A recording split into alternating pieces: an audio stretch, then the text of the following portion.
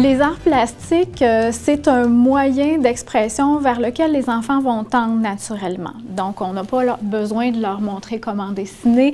Tous les enfants du monde vont dessiner, vont tendre vers ce type d'activité-là qui est en soi ludique et amusant pour l'enfant. Ajoutons à ça que l'enfant, à travers les arts plastiques, va s'exprimer. C'est pour lui un autre langage qui va lui permettre de libérer des émotions. C'est le fait de rendre visible une idée qu'on a à l'intérieur de soi en transformant des matériaux, qu'il s'agisse de pâte à modeler, de carton, de gouache, de crayon feutre.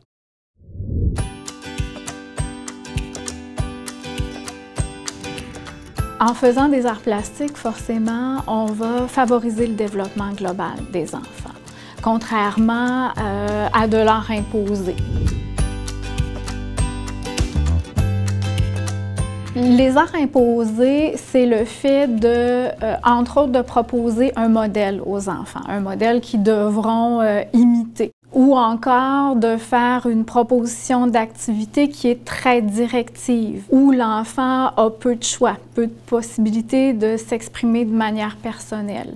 Ça peut être aussi le fait de proposer une image que l'adulte a en partie dessinée ou tracée à la place de l'enfant.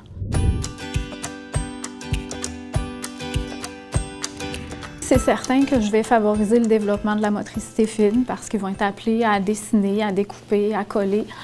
Les enfants vont aussi apprendre à suivre les consignes ou les étapes qui ont été prédéterminées par l'adulte qui propose l'activité.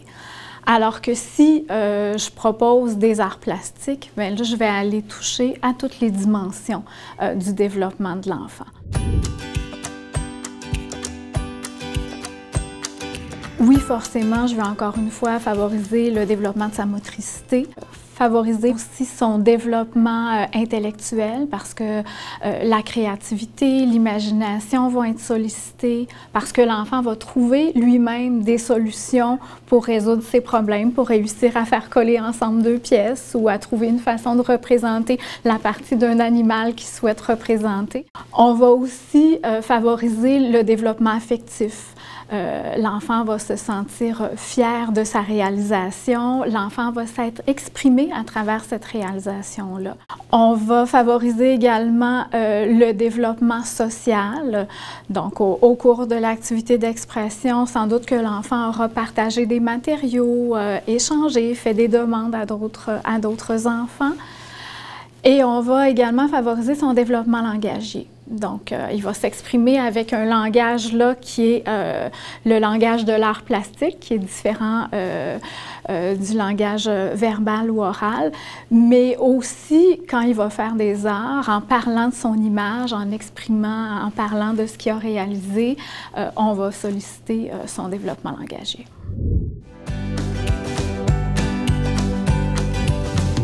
En fait, je crois qu'il est par-dessus tout important de faire confiance à la créativité des enfants, de faire confiance en leurs capacités, puis de respecter leur développement graphique, de ne pas avoir des attentes qui ne correspondent pas aux capacités des enfants.